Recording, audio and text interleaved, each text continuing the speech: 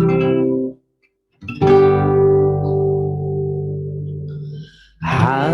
demi hari ku rasakan kasih-Mu selalu baru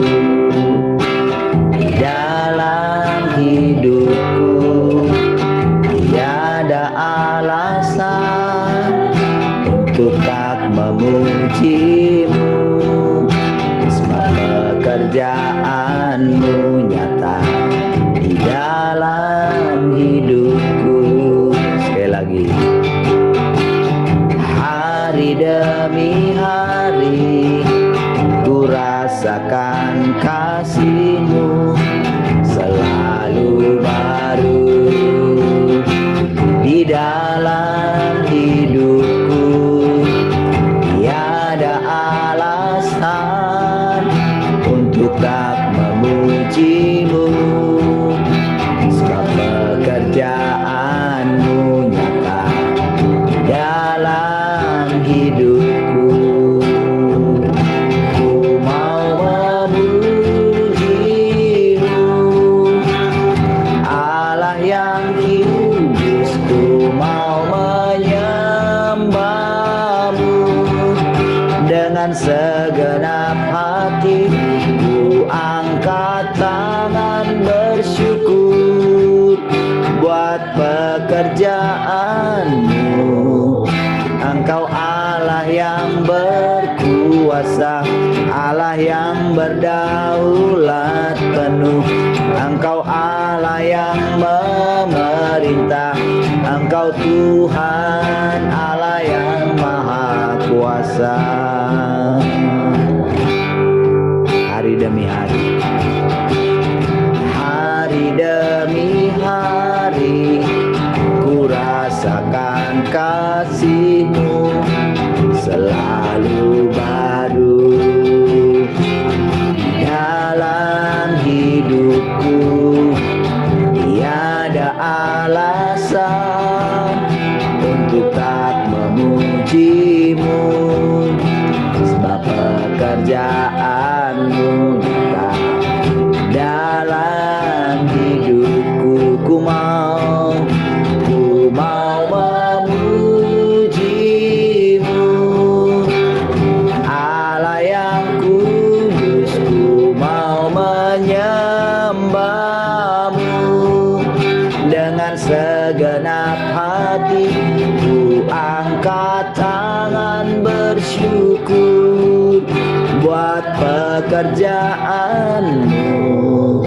Engkau Allah yang berkuasa, Allah yang berdaulat penuh. Engkau Allah yang memerintah, Engkau Tuhan Allah yang maha kuasa. Ku mau memuji-Mu, ku mau memuji-Mu, Allah yang kudus. Ku mau menyembah-Mu dengan segenap hatiku. Angkat tangan bersyukur buat pekerjaan-Mu. Engkau Allah yang berkuasa, Allah yang berdaulat penuh. Engkau Allah yang memerintah, Engkau Tuhan Allah yang maha kuasa.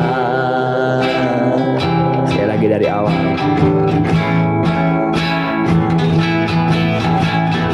Hari demi hari ku rasakan kasih-Mu selalu baru dalam hidupku. Tiada alasan untuk tak memuji-Mu, sebab pekerjaan-Mu nyata dalam hidupku. Ku mau memuji-Mu, ku mau memuji-Mu, Allah yang kudus. Ku mau menyembah-Mu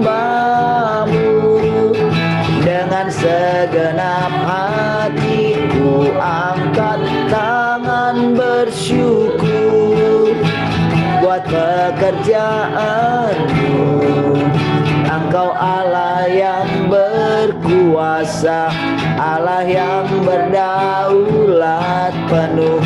Engkau Allah yang memerintah, Engkau Tuhan Allah yang. Sekali lagi katakan, ku mau memujimu, ku mau memujimu, Allah yang kudus, ku mau menyembahmu. Dengan segenap hati ku angkat tangan bersyukur buat pekerjaanmu. Engkau Allah yang berkuasa, Allah yang berdaulat penuh. Engkau Allah yang memerintah, Engkau Tuhan Allah yang maha. Oh, ku mau memujimu, ku mau memujimu, Allah yang kudus, ku mau menyembahmu. Dengan segenap hatiku angkat tangan bersyukur buat pekerjaanmu. Engkau Allah yang berkuasa, Allah yang berdaulat penuh. Engkau Allah yang memerintah, Engkau Tuhan Allah yang maha kuasa. Engkau Allah yang berkuasa, Allah yang berdaulat penuh. Engkau Allah yang memerintah, Engkau Tuhan Allah yang maha kuasa. Engkau Allah yang berkuasa, Allah yang berdaulat penuh. Engkau Allah yang memerintah, Engkau Tuhan Allah yang maha kuasa. Oh, kami mau memujimu,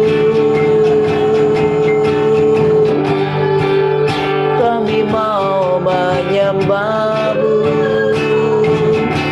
Dengan segenap hati, dengan segenap jiwa kami, Tuhan.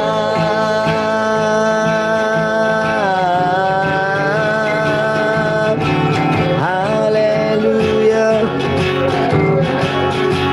Kau berdaulat penuh, Tuhan.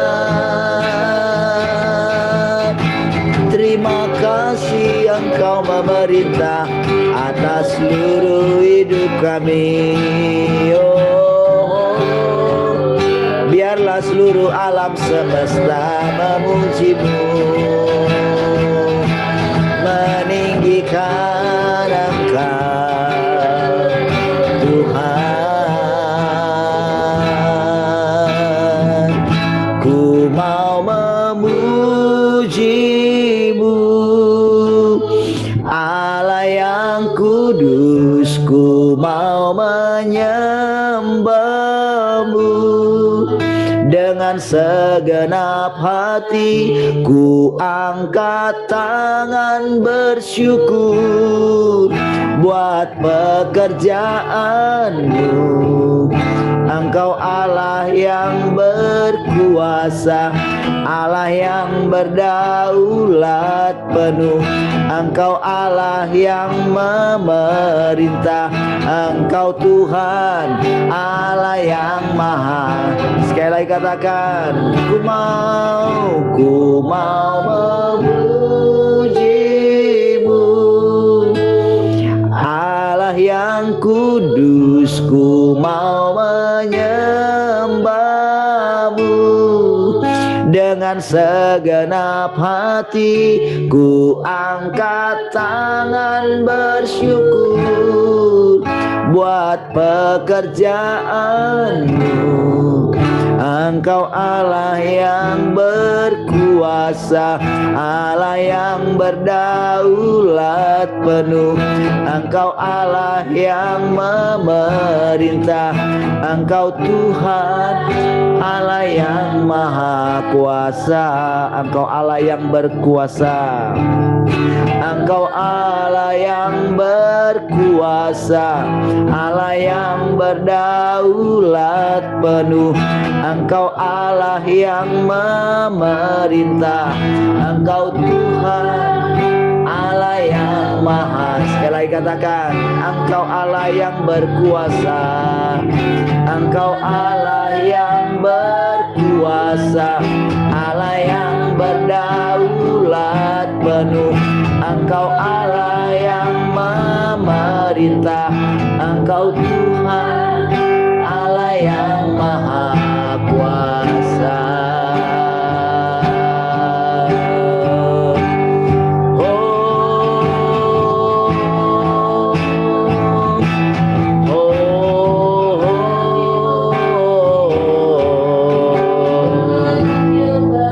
Terima kasih Tuhan, Engkau berdaulat atas segala sesuatu.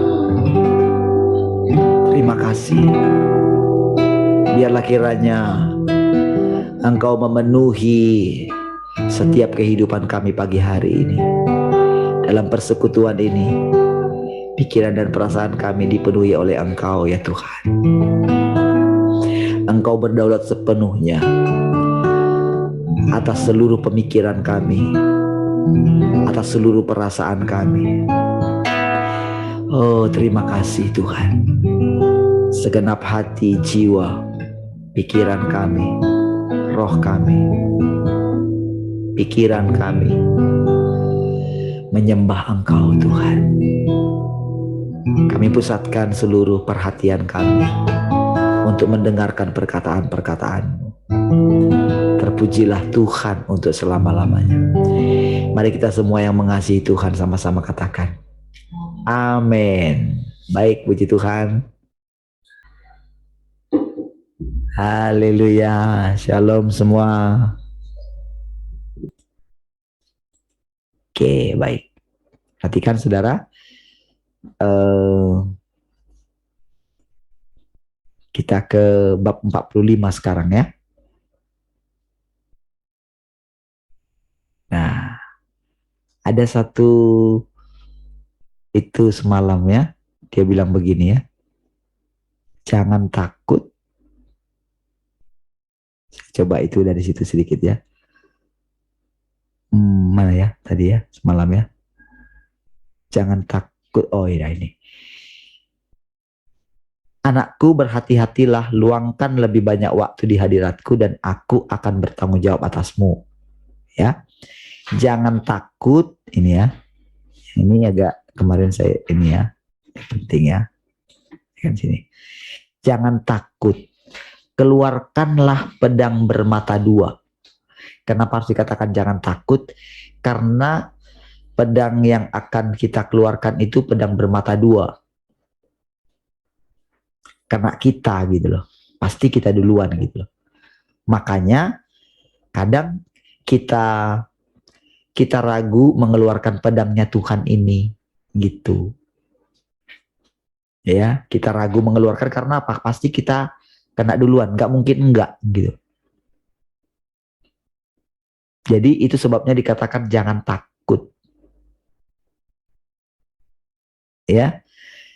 Makanya diingatkan selalu, luangkan lebih banyak waktu di hadiratku. Itu selalu. Karena tujuannya adalah ketika di hadiratnya ini kita boleh apa ya, kayak berdoa kepada Tuhan atau menyampaikan apa namanya ya, tuduhan-tuduhan. Apa tuduhan-tuduhan di dalam hati kita gitu ya. Karena tepatnya juga si jahat kan ada di sana juga bersembunyi gitu. Dia bersembunyi di balik apa namanya, takut kehilangan nyawa. Kan pertama-tama kan yang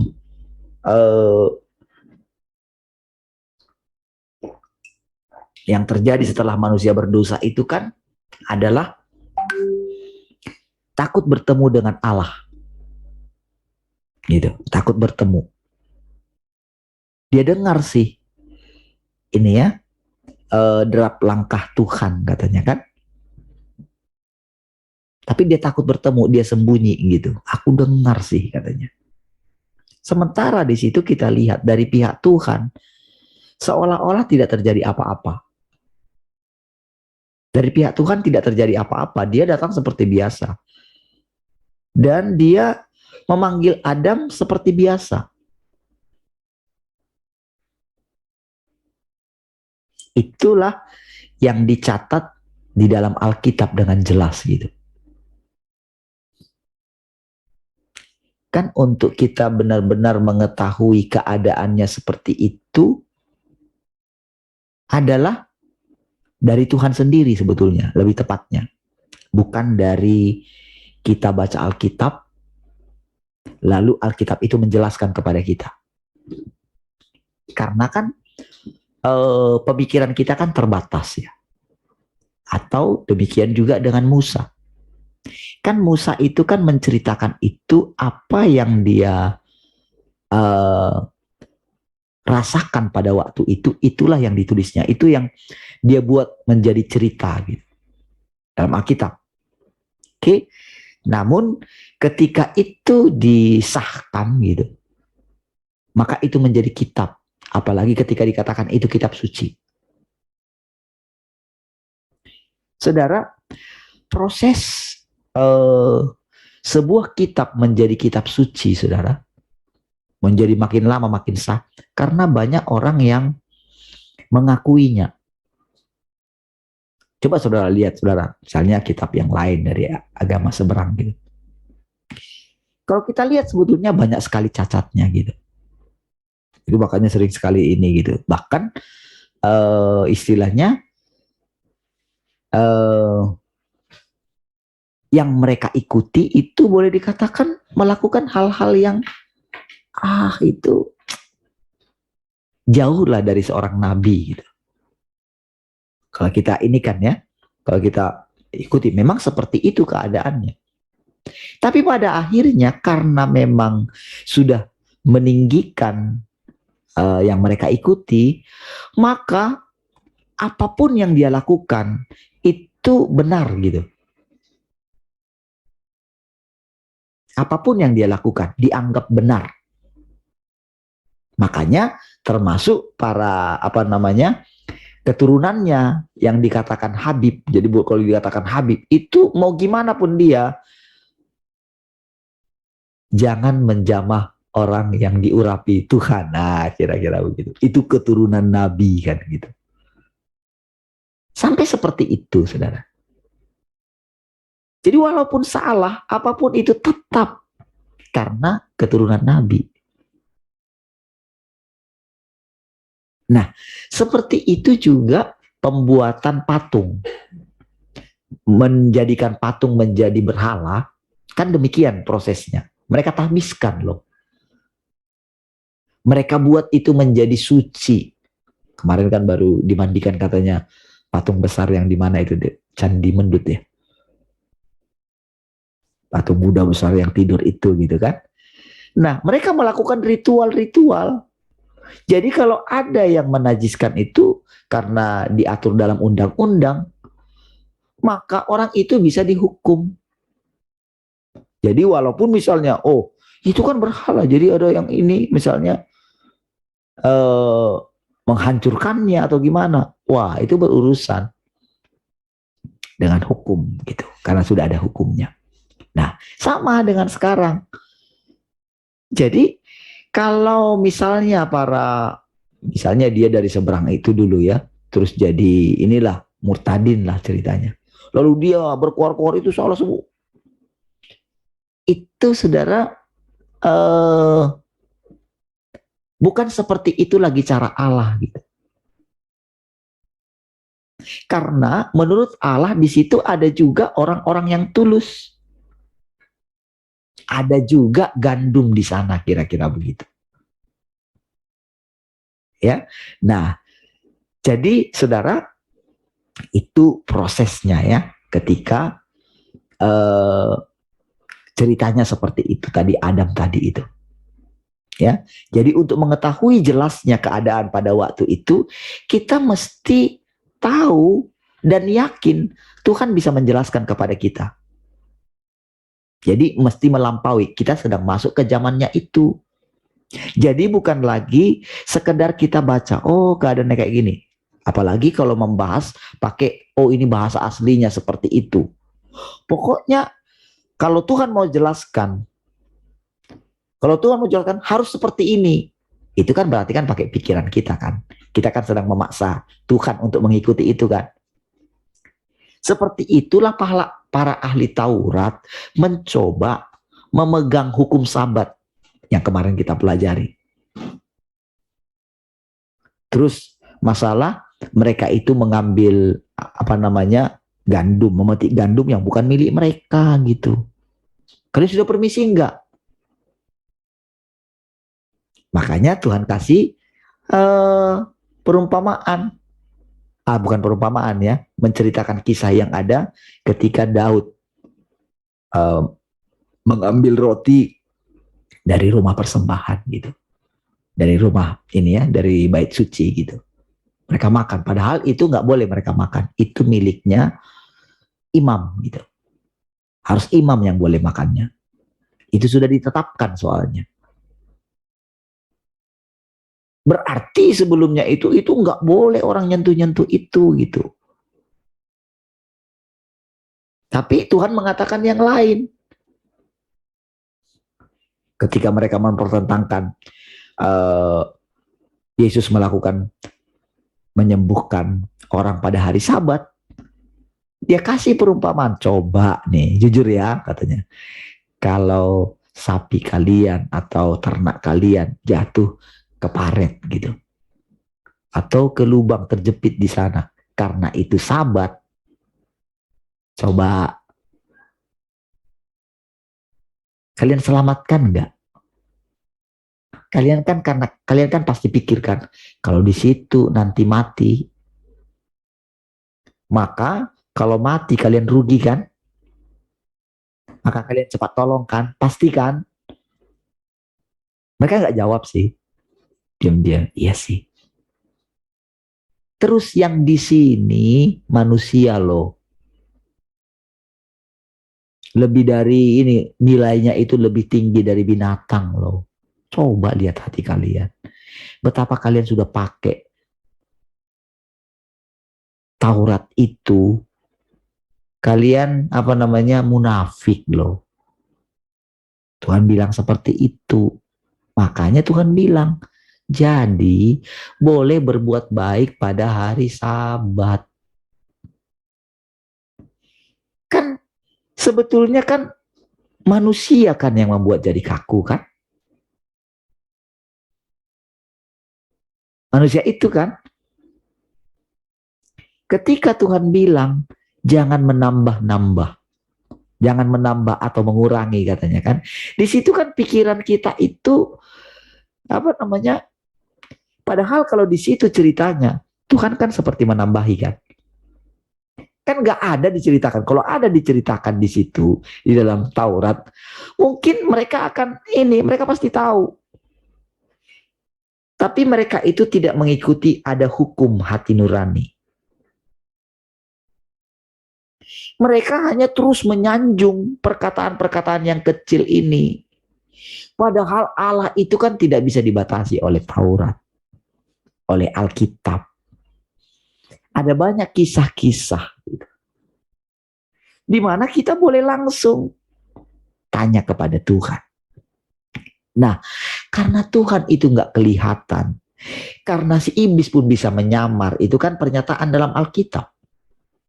Makanya tidak banyak orang yang nyerempet ke arah berani mempercayai bahwa Tuhan bisa menjelaskan segala sesuatu. Makanya dikatakan di sini, jangan takut. Saudara, setiap kali saya membaca, saudara, karena sudah latihan memang ya, ada satu hal yang ini ya,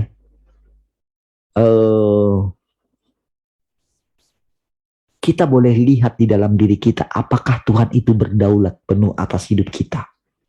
Sebanyak apa dia memerintah kita. Sebanyak apa dia menguasai pikiran kita. Itu bisa kita lihat dari keberanian kita membuka mulut kita. Resiko kan bagi saya. Makanya dikatakan berhati-hatilah, luangkan lebih banyak waktu di hadiratku. Jangan takut, keluarkanlah pedang bermata duaku yang tajam. Boleh bayangkan itu ya, keluarkan itu ya. Karena kan firmannya itu atau pedangnya itu, karena itu pedangnya Tuhan, dia itu tidak memihak. Makanya dikatakan kan dalam kitab Yakobus kan, hikmat dari atas itu pertama-tama murni, tidak memihak. Jadi dalam hal ini kita yang mengucapkannya, saya yang mengucapkannya. Kalau Tuhan tidak berfirman, akulah perisaimu. Maka siapapun tidak akan berani mengeluarkan pedangnya Tuhan. Karena yang paling pertama kena adalah orang itu.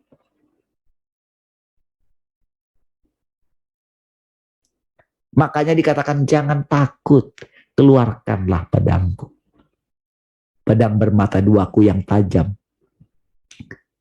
Dan sesuai dengan kehendakku, bertempurlah dengan iblis sampai akhir. Kita bertempur pakai pedang itu.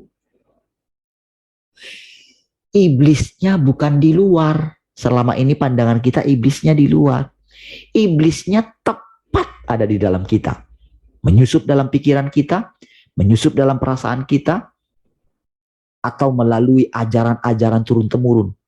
Ajaran-ajaran turun-temurun yang ada di pikiran kita, termasuk yang diajarkan oleh orang lain terhadap kita, itu bisa ragi orang Farisi. Jadi hanya dengan firman Allah yang murni, yaitu pedang,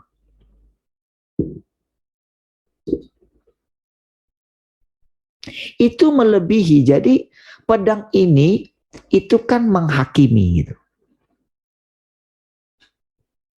Kalau kita hanya keluarkan firman Allah menurut kita, maka kita bisa memilih firman-firman yang baik untuk kita, yang tidak menyinggung daging kita.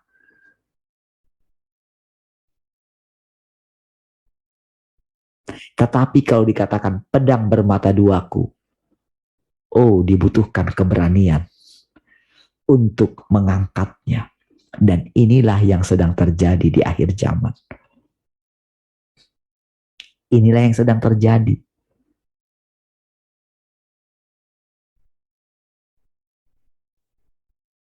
Ya, baik. Sekarang kita masuk ke bab 45 ya. Oke. Itu untuk sebagai awal gitu, untuk mengingatkan lagi supaya fresh yang semalam. Ya, baik.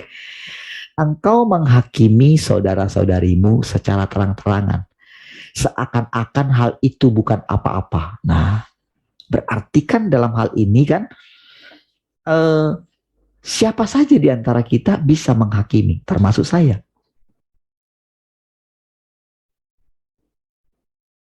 Oke? Tetapi itu pun bisa dituduhkan oleh si jahat supaya saya tidak bisa mengeluarkan perkataan kebenarannya Tuhan. Apalagi kalau kan pasti kita rentan gitu terhadap seperti itu. Makanya Tuhan pada waktu itu ketika Tuhan hidup, dia kan dicela juga. Kamu menghakimi. Aku tidak menghakimi siapapun. Dan kalaupun aku menghakimi, itu Allah yang menghakimi katanya. Dia yang menjadi saksiku katanya. Makanya sampai dia bilang, kalau kalian tersandung dengan saya, lihat nih, buah. dari pekerjaanku, katanya. Nah, jadi seperti itulah kita itu dibenarkan di hadapan Tuhan. Ketika kita ada di hadirat Tuhan terus, makanya nasihatnya seperti itu. Jadi makanya dikatakan ketika pernahkah di antara kamu kalau hambamu itu pergi bekerja ke ladang, ketika dia pulang, kamu langsung izinkan nggak dia makan? Oh, kamu udah pulang ya, udah makan sana. Keadaannya pada waktu itu. Mungkin kalau sekarang kan ada seperti itu ya. Bos saya dulu, dia tidak berani makan ketika kami belum makan gitu. Jadi misalnya kami di luar kerja gitu, kadang sampai jam 2 dia belum jemput gitu ya, dia bagi di mana-mana kami kerja gitu. Jadi begitu dia jemput, wah udah lapar gitu ya. Bos saya bukan sudah makan. Dia itu akan makan sama-sama dengan kami gitu. Apa yang dia makan, itu yang kami makan dulu. Nah, tapi pada waktu itu saudara, keadaannya ceritanya seperti yang dikatakan oleh Tuhan tadi. Bukankah kamu mengatakan kepada dia, oke, sekarang ikat pinggangmu, layani aku. Demikianlah kamu ketika melakukan tugasmu, dikatakan kan, katakanlah kami ini hanya hamba yang melakukan apa yang disuruhkan kepada kami. Kan gitu kan? Nah, jadi itulah yang digambarkan sebetulnya supaya kapan kita aman, kapan kita tetap pada posisi kita sebagai ciptaan, dan memang harus demikian. Karena memang kita itu sudah ditetapkan demikian. Karena kalau tidak demikian akan terjadi kekacauan, akan merusak pekerjaan dia. Nah, kita akan bisa dibenarkan oleh dia ketika kita bertekad untuk selalu datang di hadiratnya. Apa yang kita lakukan di hadiratnya? Tentu kita berdoa. Tuhan, yang tadi itu gimana? Aku ada lancang enggak? Ketika aku bicara tadi. Karena itu pasti ada tuduhan-tuduhan dalam hati kita. Dia bisa kuat loh. Apalagi nanti ketika dikatakan, engkau menghakimi saudara-saudarimu secara terang-terangan. Seakan-akan hal itu bukan apa-apa.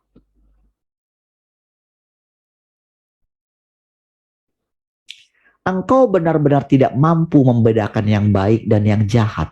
Engkau tak tahu malu. Bukankah perilaku ini terlalu lancang dan sewenang-wenang? Setiap orang dari antaramu merasa bingung dan sedih. Engkau menanggung begitu banyak beban dan tidak ada tempat bagiku dalam dirimu. Manusia buta, kekejamanmu telah mencapai tingkat ekstrim. Kapankah itu akan berakhir? Saudara,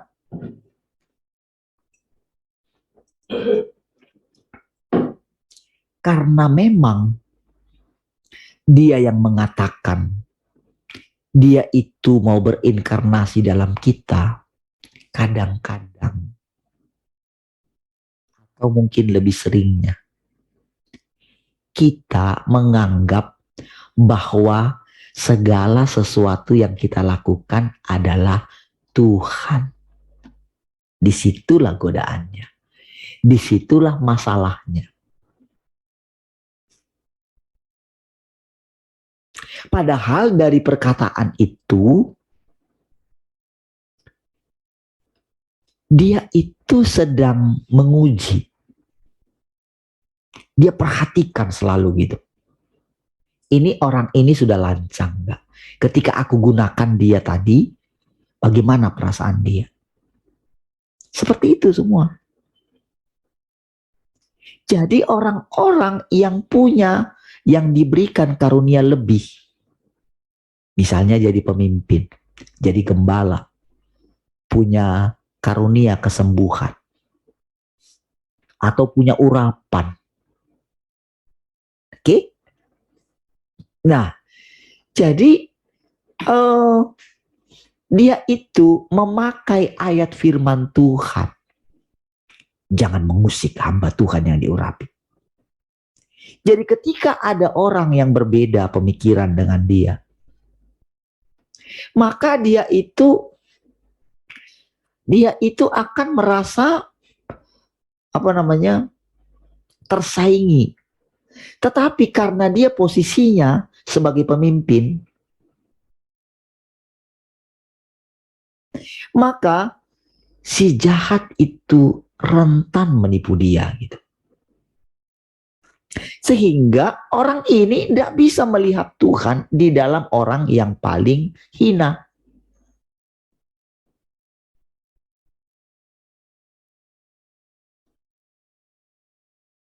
Saudara, orang yang paling hina itu seringkali kita anggap adalah orang itu tidak lebih baik dari kita. Atau agama tertentu tidak lebih baik daripada agama kita. Disitulah perpecahan terjadi.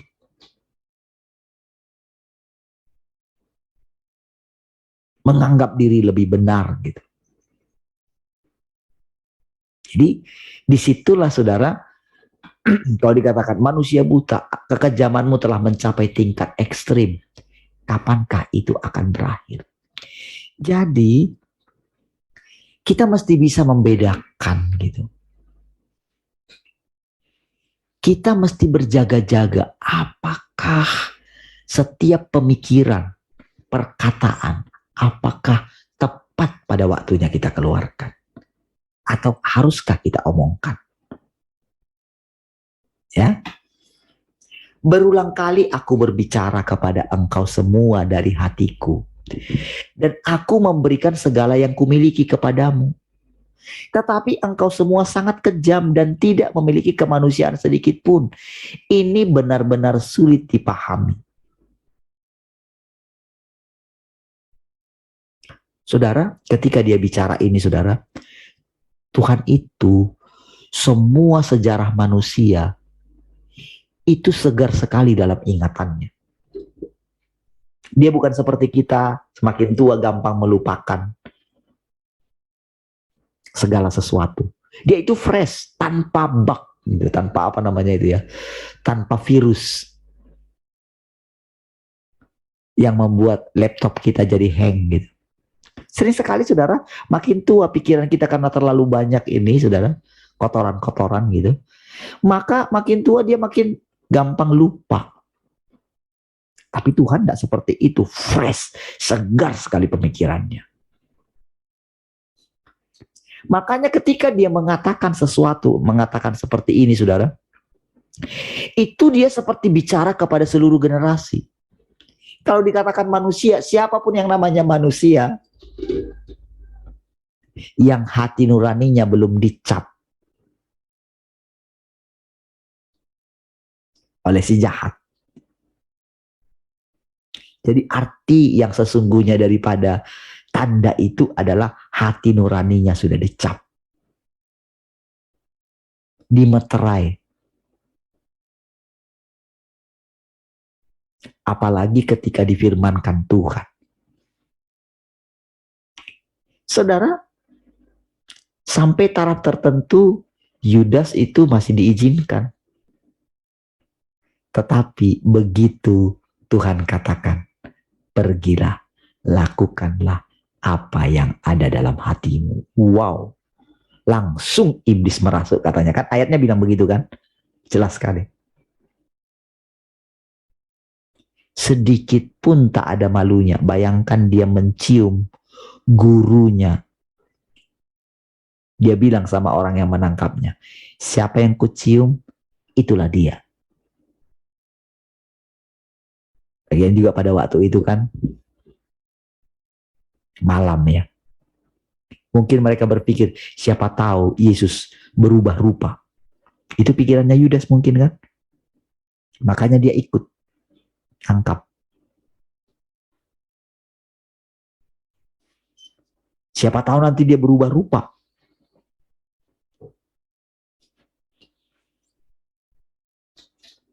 Makanya dia bilang, siapa yang kucium, itulah dia. Wow, ketika dia datang, bayangkan saudara perasaan Tuhan. Yudas, segitu kejamkah kamu gitu? Tidak kau ingatkah kita pernah bersama-sama?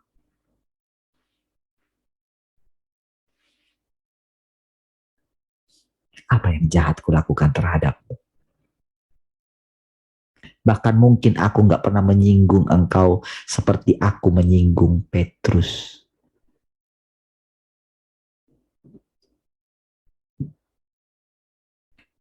Tahukah saudara, ketika Tuhan berfirman seperti ini, perkataan kita yang keluar dari mulut kita ketika kita bacakan ini, seluruh yang namanya manusia, mau dia sekarang atau yang dulu, hatinya tergetar. Sama seperti dua anak saya kembar ya. Ketika saya bicara kepada satu orang, gitu, saya marahin seorang, yang satu itu gimana pun langsung dia merasa kontak batin. Baik ketika misalnya dimarahin di sekolah gitu, oleh gurunya. Itu kontak langsung. Seperti itulah saudara-saudara sulung kita, saudara. Mereka itu tidak begini, tidak menyalahkan kita gitu loh. Karena kesempurnaan mereka adalah kesempurnaan kita. Kesempurnaan kita adalah kesempurnaan mereka. Mereka tidak berani mengeluarkan penghakiman kepada kita.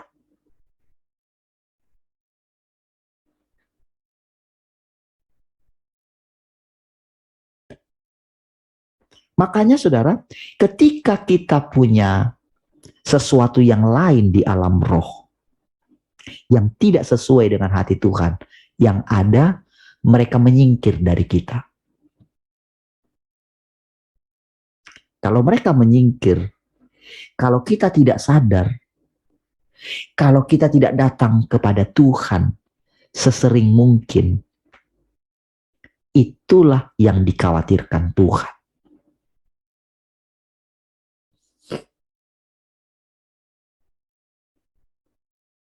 Yaitu pasti akan datang yang lain, roh yang lain.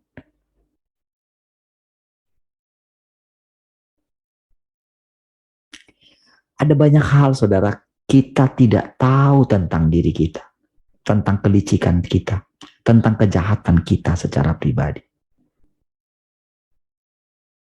Puji Tuhan saudara, di dalam ketidaksempurnaan kita, di dalam ketidaksempurnaan saya, Tuhan itu bisa berbicara dan bahasa saya menjadi saudara mengerti. Itulah sebabnya saudara, Tuhan yang berinkarnasi yang bisa menjelaskan ini. Bukan Tuhan yang di sorga.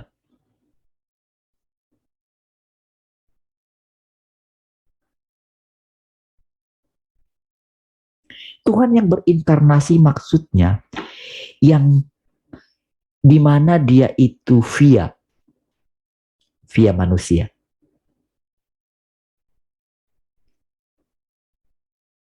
Makanya saudara di tingkat manapun dia bisa mengajari kita semua. Oke, baik. Kita lanjut ya. Mengapa engkau tidak mengizinkanku memiliki sedikit tempat di dalam dirimu? Bayangkan saudara sampai perkataannya demikian. Padahal kadang-kadang kita bisa menyanggahnya kan. Kenapa kita menyanggahnya? Karena kita merasa diri kita tidak seperti itu. Kita menganggap apa yang apa yang dilakukan oleh saudara-saudara kita itu bukan kita. Kita merasa diri kita terpisah.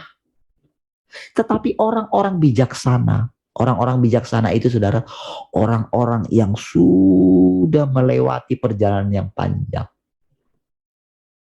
Orang-orang yang belajar dari sejarah.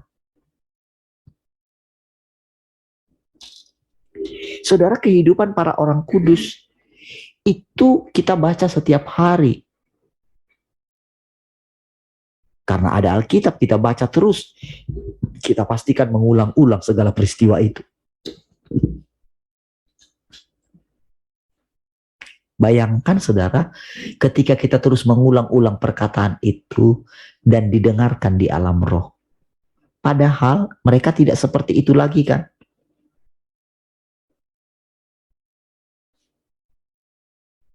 Bayangkan betapa sabarnya juga mereka mengikuti bagaimana Tuhan yang tak kelihatan itu mengubahkan kita semua. Bagaimana mereka menunggu setiap hari juga ketika mereka memperhatikan dari generasi ke generasi. Mereka melihat Allah di dalam kita. Bayangkan yang mereka lihat sekarang seluruh dunia ini, saudara. Kalau kita, saudara, kalau kita mau lihat sejarah, itu kalau orang lagi cerita.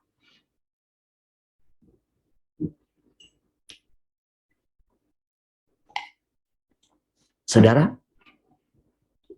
ada seorang ketika saya bagikan kepada saudara, ada beberapa saya dengerin lagi itunya ya.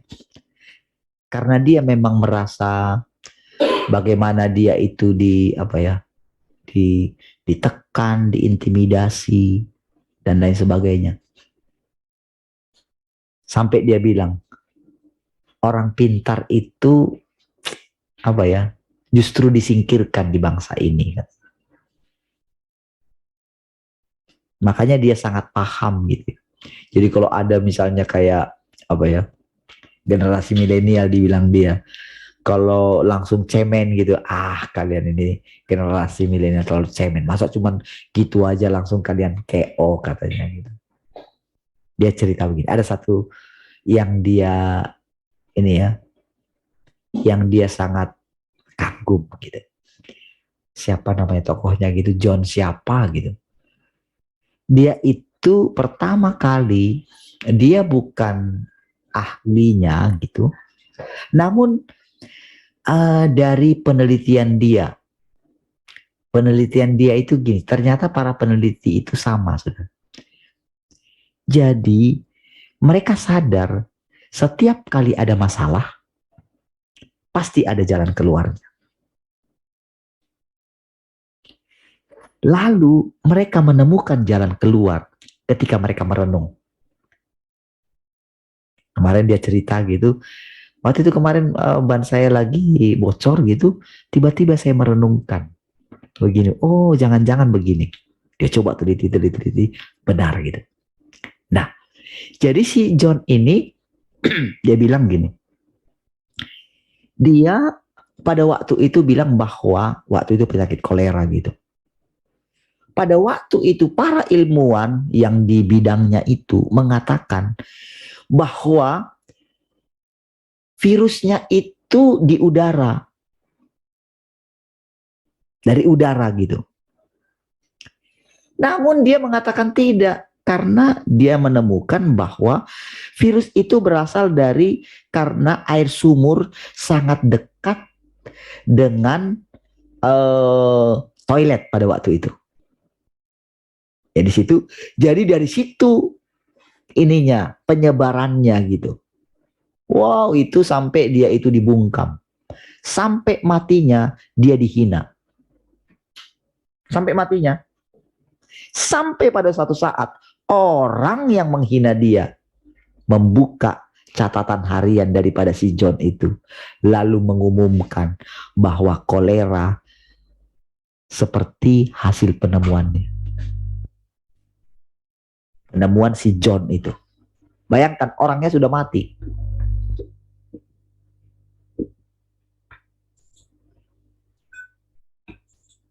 Apa maksudnya, saudara? Saudara, kebenaran itu disingkapkan justru ketika orangnya sudah mati. Berarti, saudara, ketika kebenaran itu disingkapkan, berarti orang yang mati itu baru dilepaskan dari penasarannya. Ketika diucapkan, baru kamu tahu sekarang kan? Saudara, bayangkan saudara, seluruh kisah selanjutnya yang membaca Alkitab, bayangkan dimanapun perbuatan buruknya Daud selalu diceritakan.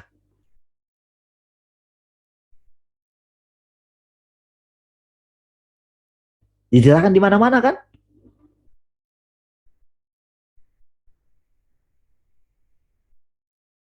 Kadang-kadang mereka itu saudara berpikir ini, kalian ini ya, sudah urusi kehidupan kalian. Namun karena sudah kitab saudara,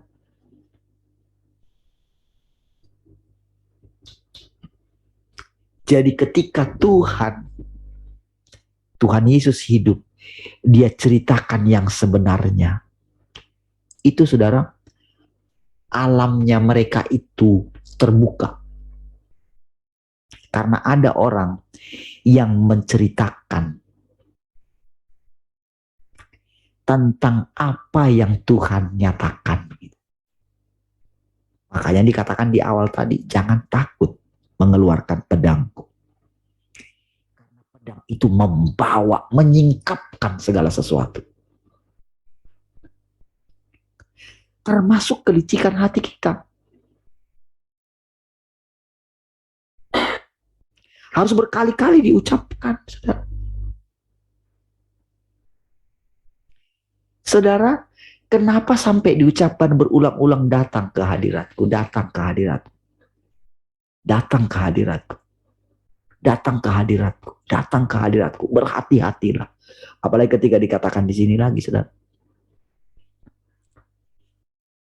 Mengapa engkau tidak memiliki sedikit tempat di dalam dirimu, mengizinkanku memiliki sedikit tempat di dalam dirimu.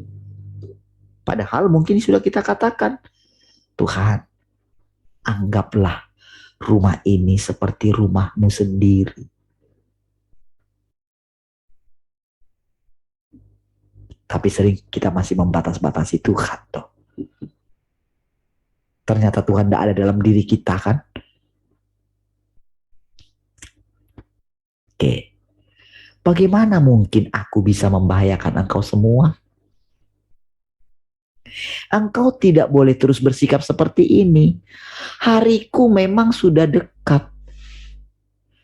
Jangan bicara sembarangan, bersikap ceroboh atau bertengkar dan menimbulkan masalah. Kebaikan apa yang dapat dihasilkan semua ini bagi hidupmu? Kukatakan kepada engkau semua yang sebenarnya. Bahkan jika tak seorang pun diselamatkan ketika hariku tiba, aku tetap akan menangani segala sesuatu sesuai dengan rencanaku. Bayangkan saudara perkataan ini. Karena kan begini sering hati kita, saudara.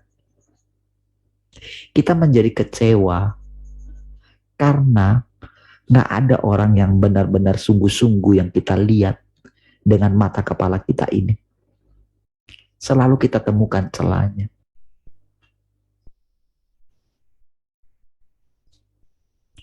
Sebaik apapun Tuhan Yesus, selalu dilihat celahnya. Makanya sampai Tuhan ngomong, kalau kamu tersandung kepadaku, lihat pekerjaan. Itu bisa saya katakan untuk diri saya. Jadi untuk membuktikan apakah saudara benar dengan pemikiran saudara tentang apa yang saudara dengar, saudara mungkin menganggap, itu pemikiran Pak Pardin. Saudara harus masuk ke tempat yang paling dalam sampai saudara merasakan situasi seperti orang yang menyampaikannya. Baru saudara ngerti. Makanya kalau kita tidak bisa membayangkan bagaimana dulu Musa hidup pada waktu itu dan mengizinkan cerita yang sebenarnya diceritakan, itu hanya bisa kita dapatkan kalau kita masuk ke dalam hati kita yang paling dalam. Karena itulah tempat berkumpulnya orang-orang kudus. Hati kita yang paling dalam ini. Kan di sini ada Allah. Di mana ada Allah, di situ ada para orang kudus itu.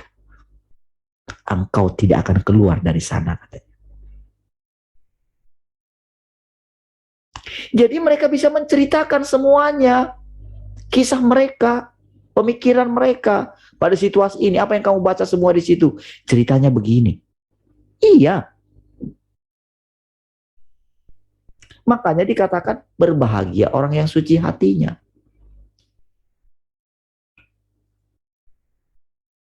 Bahkan jika tak seorang pun diselamatkan ketika hariku tiba, katanya.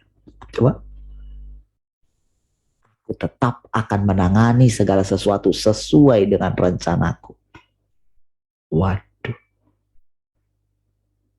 Berarti kita yang harus berusaha untuk melihat Tuhan yang sesungguhnya. Kita nggak boleh mengurangi keseriusan kita dalam mencari Tuhan setiap hari.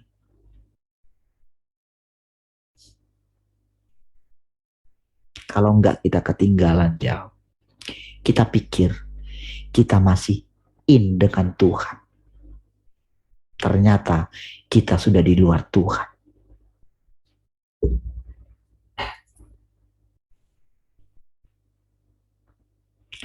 Aku tetap akan menangani segala sesuatu. Engkau harus tahu bahwa akulah Tuhan yang Maha Kuasa. Tidak ada benda, orang, atau perkara yang berani menghalangi langkahku ke depan.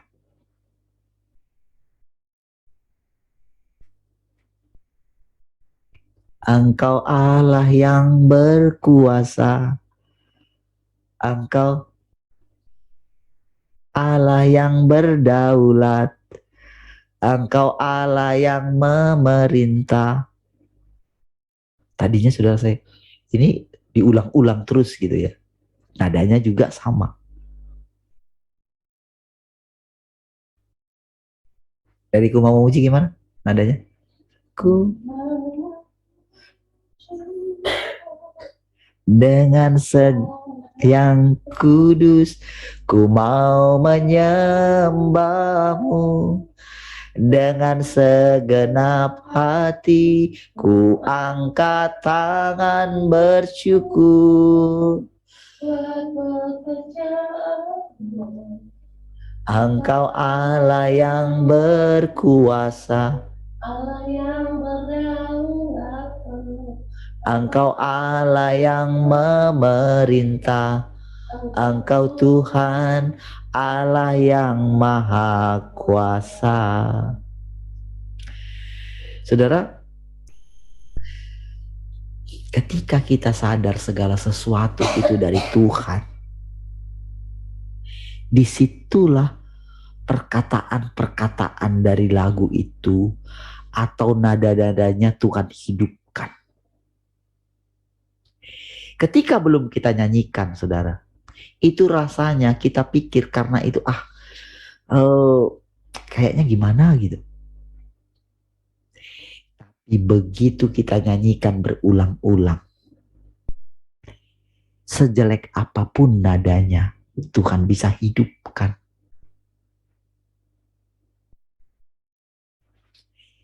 Itu kan lahir dari mungkin ketika istri saya mungkin lagi jalan, tiba-tiba datang seperti ini, dia tulis, salah lagi, kayaknya nggak pas, kayaknya nggak pas.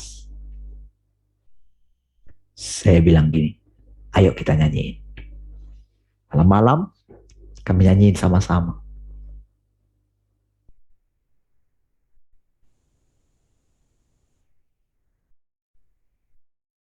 Nanti malam harus kita nyanyiin. Harusnya kemarin pagi gitu. Tadi malam kita nyanyiin. Tahu nggak? Di dalam setiap perkataan itu, saudara, Allah itu berbicara dan menyatakan dirinya. Ketika kita katakan berulang-ulang, maka mau tidak mau, kita harus mengakui kedaulatan Tuhan dalam hidup kita. Ketika kita mengakui kedaulatan Tuhan, mungkinkah kita akan takut kalau kita itu akan tersesat? Dari mana kita yakin kalau Tuhan ada dalam kita, kalau kita masih takut sesat?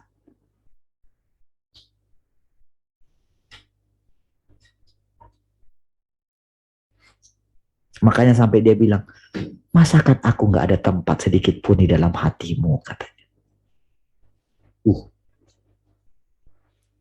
Orang-orang Israel sangat tersinggung dengan perkataan Tuhan itu. Apalagi ketika dia bilang, iblislah yang jadi bapakmu, katanya.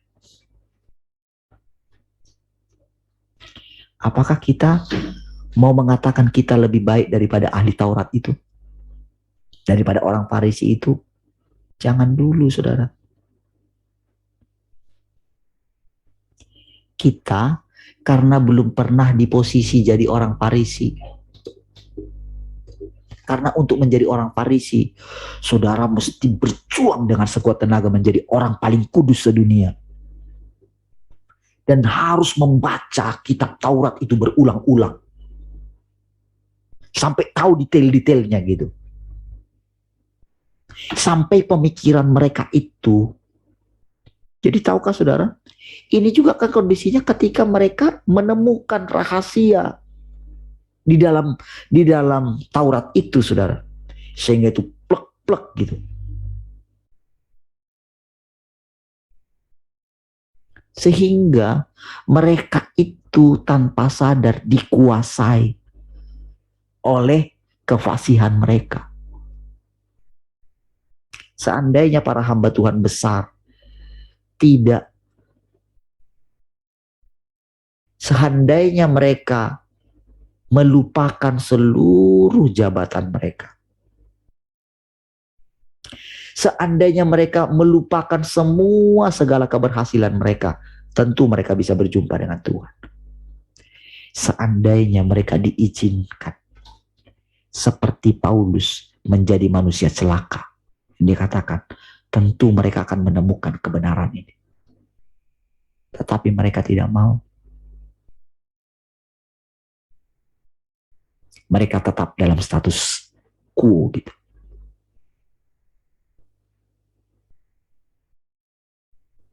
Menunggu. Mereka menunggu penghakiman nanti.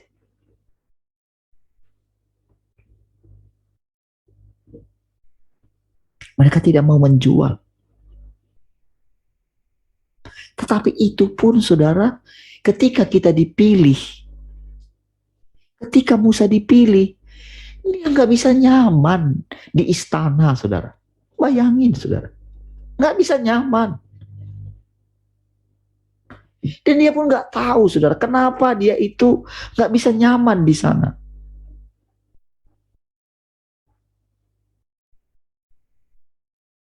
Itu Tuhan yang melakukan. Jadi ketika Tuhan memilih kita, bukan karena siapa kita. Mereka pun pernah dulu dipilih oleh Tuhan, tapi mereka nggak mau berjalan terus. Atau lebih tepatnya, mereka memilih Tuhan memilih orang lain. Dan apakah kita nggak sama dengan mereka dalam hal ini? Bukankah kita itu mesti berhati-hati? Kalau masih ada yang kita simpan dalam diri kita, kalau masih ada yang kita pegang, kita pertahankan, bukankah Tuhan akan meninggalkan kita juga? Betapa sedih ketika kita ditinggalkan oleh Tuhan.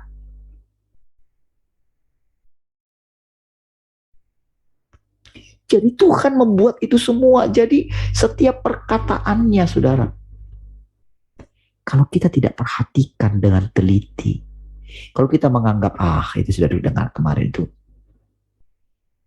saudara nggak tahan banting.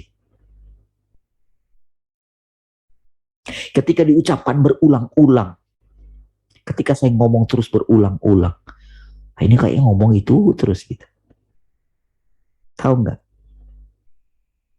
Mungkin saudara bosan gitu. Ketika bosan, itu nggak bisa melihat sesuatu yang baru setiap hari.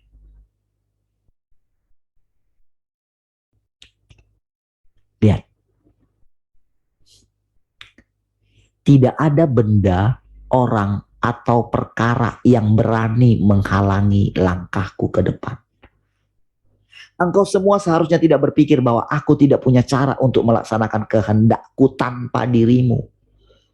Aku dapat katakan kepadamu bahwa jika engkau memperlakukan hidupmu sendiri dengan cara negatif seperti ini, engkau hanya akan merusak hidupmu sendiri. Ini tidak akan menjadi urusanku.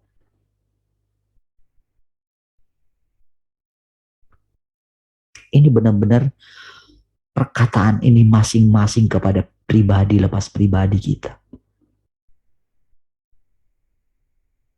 Nggak ada unsur kelebihan saya di sini. Nggak ada.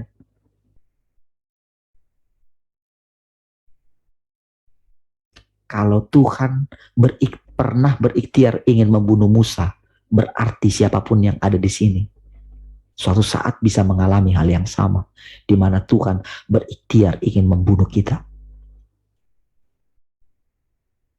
Itu firman. Itu berlaku bagi semua orang. Apakah kita merasa diri kita lebih baik daripada Musa? Mana mungkin? Apakah kita lebih baik daripada Abraham? Dari Ishak? Dari Yakub? Dari Petrus? Dari Paulus? Tidak. Perkataan ini untuk mengingatkan bahwa kita ini adalah ciptaan. Perkataan ini untuk mengingatkan kita, jangan berani bertindak di luar aku. Mendoakan sesuatu di luar aku. Ketika saya dengarkan orang mengatakan, itu kan ada tentang si itu kemarin yang membela itu ya, seorang pendeta yang mendoakan calon presiden itu ya.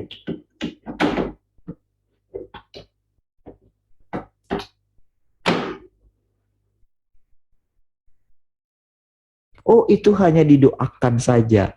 Kan doa itu kan ya biasalah mendoakan. Aduh, saya dalam hati gini, kamu gak ngerti doa itu gimana gitu. Itu kan orang Kristen yang ngomong untuk membela gitu. Doakan sesuatu yang ini. Ketika apa, saudara? Ketika kita mengerti tentang doa yang sesungguhnya. Jadi asal-asal berdoakah kita? Bukankah dulu kita sering asal berdoa?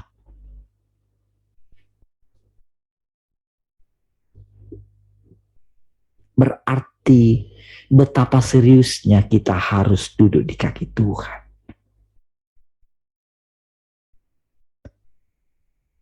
Oke, masih ada ya, sedikit lagi ya.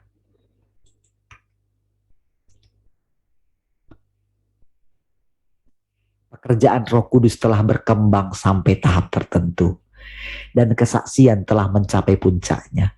Ini adalah kebenaran yang jelas. Cepat, bukalah matamu yang buram. Jangan biarkan upayaku yang sungguh-sungguh dalam dirimu menjadi sia-sia, dan jangan lagi memanjakan dirimu. Engkau semua senang melakukan perbuatan baik di hadapanku, tetapi ketika aku tidak hadir, dapatkah tindakan dan perilakumu bertahan di hadapanku supaya aku melihatnya? Engkau tidak mampu membedakan yang baik dan yang jahat. Engkau semua tidak mendengarkanku. Engkau melakukan satu hal di hadapanku dan hal lain di belakangku. Engkau tetap belum menyadari bahwa akulah Tuhan yang melihat jauh ke lubuk hati manusia. Engkau sangat bodoh.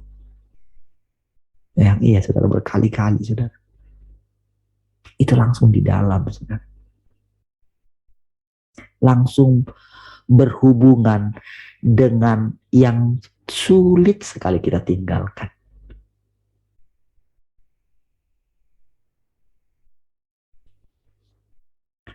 Kelak, di masa depan engkau tidak boleh melakukan kelicikan atau terlibat dalam penipuan dan kebengkokan. Kalau tidak, akibatnya akan tidak terbayangkan.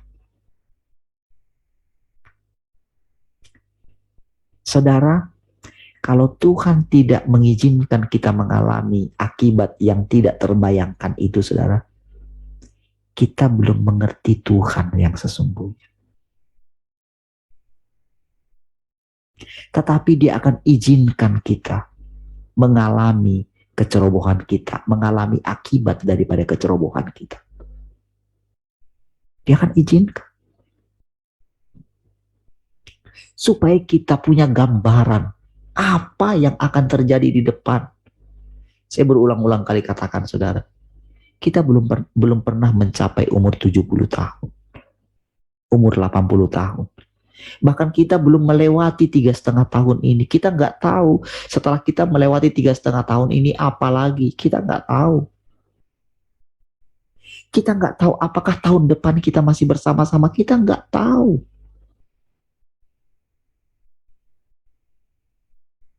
Kita nggak tahu apa yang akan terjadi dengan orang-orang di depan sana, saudara.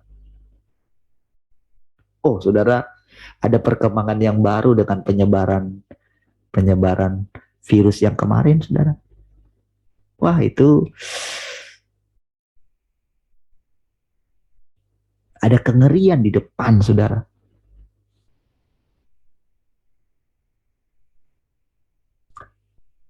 Dan apabila sudah tersingkap penyebabnya, aduh, orang mau bilang gimana? Akan ada satu kemarahan akibat pemaksaan kemarin, saudara. Iya. Apalagi mulai ketahuan kalau ternyata para petinggi-petinggi mereka bebas memilih apa yang baik untuk mereka. Sementara rakyat nggak bisa memilih apa yang ada karena gratis. Apabila nanti mulai dijelaskan ada semakin banyak orang, kan tinggal Tuhan bukakan aja. Kan tinggal ditahan saja orang yang pihak YouTube misalnya, kan tinggal ditahan saja mereka sehingga bebas berekspresi lagi. Ketika Tuhan munculkan orang-orang yang tersembunyi tadi, intelektual, para peneliti-peneliti yang tulus itu, saudara, ketika mereka diberikan sedikit saja keberanian untuk bicara, itulah artinya meterai dibuka, saudara.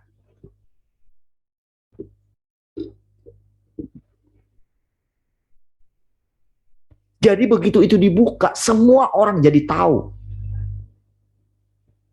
Begitu tahu, berarti mereka tahu nyawa mereka terancam. Pikiran ketakutan menguasai pikiran. Penyebaran kali ini, saudara, itu belum lagi melalui PMK itu, melalui hepatitis akut itu, saudara, itu bisa. Jadi sekarang ceritanya dari yang tadi itu, si corona tadi, kena suntik itu masuk namanya adenovirus itu, kan bahan pembuatnya itu yang menyebabkan. Nah sekarang jadi begitu orang itu kan kadang tidak tahu dia sudah punya, kan sudah lebih banyak, dan muncul itu. Jadi penyebaran ini sekarang bukan melalui udara, bukan melalui air, melalui toilet umum gitu kan, Jadi itu akan menyebar semua dan masuk penyakit itu.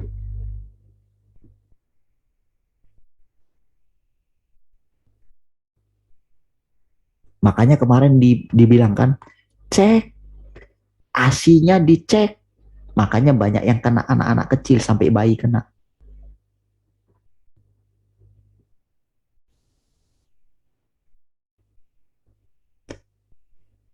Saudara, ini sudah mulai tersebar. Begitu banyak itu podcast-podcastnya dia, dipodcastkan dia. Saya sudah melihat ada yang banyak podcastkan dia gitu.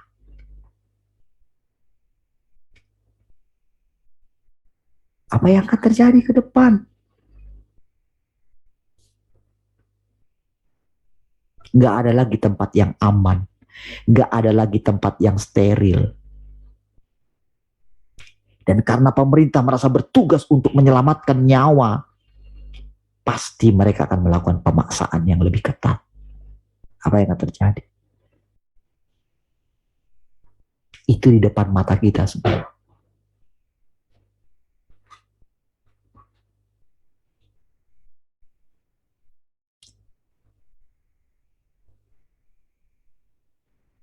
Setiap, oh ini dia. Engkau semua tetap tidak mengerti. Aduh, udah lewat 4. Saya habiskan sedikit ini ya. Oh, panjang ini. 1 kalimat, ya 2 kalimat. Engkau semua tetap tidak mengerti apa yang dimaksud dengan penipuan dan kebengkokan. Saudara, kalau ada perkataan seperti ini, saudara mesti renungkan, saudara. Karena ini pintu masuk kita untuk masuk ke dalam hatinya Allah, untuk bisa melihat Allah. Ini pintu masuk. Ini sangat berurusan dengan kita secara pribadi. Kalau kita tidak memohon Tuhan menunjukkan kepada kita kebengkokan, kelicikan hati kita, kita nggak bisa lihat.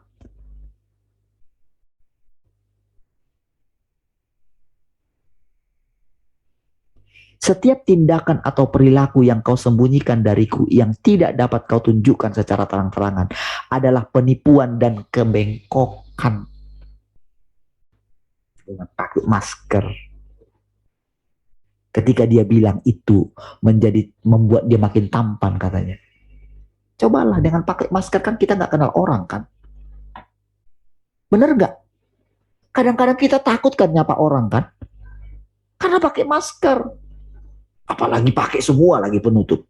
Apalagi kalau pakai lagi semua pakaian apa itu sudah. Gimana? Tapi saudara, banyak orang menutupi dirinya dengan baik di hadapan orang. Bukankah seperti itu para pendeta-pendeta hebat itu, saudara? Bukankah seperti itu mereka yang sudah jadi selebritis itu? Mereka mempertahankan, padahal udah jelas-jelas, saudara. Orang bisa tahu, nggak bisa bohong, tapi di hadapan publik dia masih membela dirinya.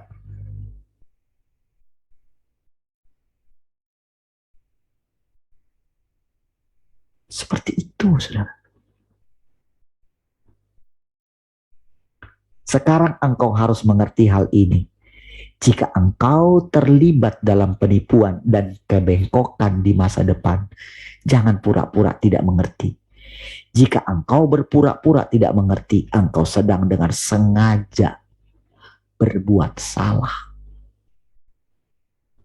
Jadi apa maksudnya, saudara? Bukankah maksudnya kita itu harus benar-benar lapar dan haus akan Tuhan? Bukankah kita benar-benar membutuhkan hidupnya Tuhan? Bukankah kita benar-benar membutuhkan aliran sungai yang membersihkan kelicikan ini? Bukankah kita butuh pedangnya Tuhan untuk membantai semua itu, saudara, yang menipu kita? Makanya dikatakan tadi di atas, jangan takut mengeluarkan pedangku. Disitulah kemerdekaan kita, saudara. Kebebasan kita yang sesungguhnya adalah di dalam Tuhan. Jadi saudara, lihat sekarang. Kita semakin dalam kepada Tuhan. Tadinya kita berpikir, saudara, oh nyaman, enak. Tapi bukankah sekarang, saudara, kita mesti lebih berhati-hati lagi. Baik, saudara. Kita akhiri dulu ya. Mari kita berdoa. Terima kasih Tuhan, kami bersyukur pagi hari ini buat anugerah. Kau sudah menolong kami dengan perkataan-perkataan ini, Tuhan. Kami merendahkan diri di hadapan. Kami minta ampun, Tuhan. Terima kasih, Tuhan. Kiranya Engkau menguduskan kami semua lagi hari ini. Kami bersyukur. Sepanjang hari ini kami persembahkan seluruh hidup kami bagimu. Terpujilah Tuhan untuk selama-lamanya. Mari kita semua yang mengasihi Tuhan sama-sama katakan amin. Baik, saudara.